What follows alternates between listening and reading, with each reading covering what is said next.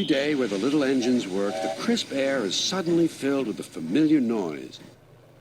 The lakes and mountains have many visitors, and Harold the helicopter flies the sky, making sure that no one is in trouble. All present and correct. Time to return to base. Then Harold noticed something. A sturdy diesel was coming round the mountain. Harold flew lower for a closer inspection. I'm Harold. Who are you? I'm Rusty, replied the diesel. Don't recall seeing you before. What brings you this way? Sir Topham Hatt sent me to help the other engines, huffed Rusty. This was no time for a chat with a helicopter. Well done. Cheers, and keep up the good work.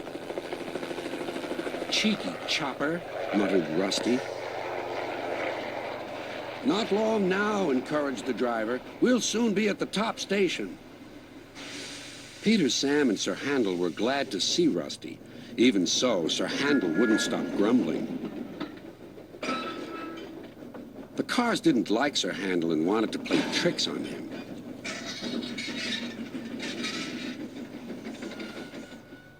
No one understands our feelings, sympathized Gordon. Now, if you were ill, you couldn't shunt cars, could you? Good idea, replied Sir Handel. I'll try it. He did so next morning. I don't feel well, he groaned. There wasn't time to examine him, so some of his cars were coupled behind Peter Sam's coaches. Rusty promised to follow with the rest. Peter Sam didn't mind the extra work. He left his coaches at the station and trundled cheerfully on. Soon they reached the quarry where the cars were needed.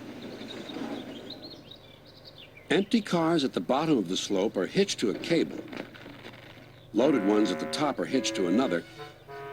By their weight, loaded cars run down the steep slope, pulling the empty ones up.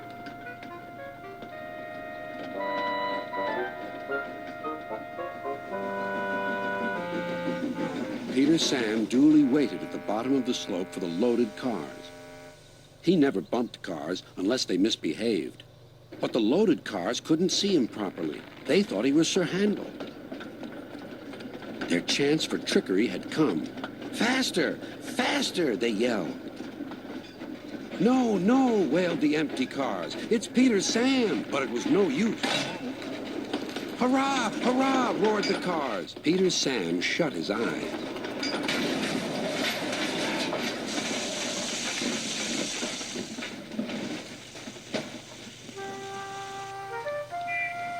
Beep! Beep! Wailed Peter Sam. Rusty was working nearby and came to help clear up the mess. Bust my buffers, exclaimed Rusty. Never mind, Peter Sam. We'll get you out. Peter Sam felt battered. His funnel was cracked and his boiler dented. Thank you, Rusty, he sighed and limped slowly home. I'm sorry about your accident, said Sir Handel. I always stand well back. Cars don't like me. Why didn't you warn me? I didn't think. You never do. You can start thinking now while you're doing Peter Sam's work as well as your own. That'll teach you to pretend you're ill. Sir Handel did start thinking about Gordon. When the wreckage was cleared away, Rusty set off along the line.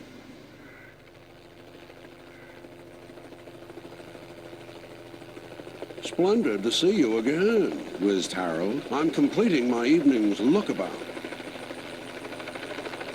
Well done. Cheers, and keep up the good work. And the little diesel purred back home.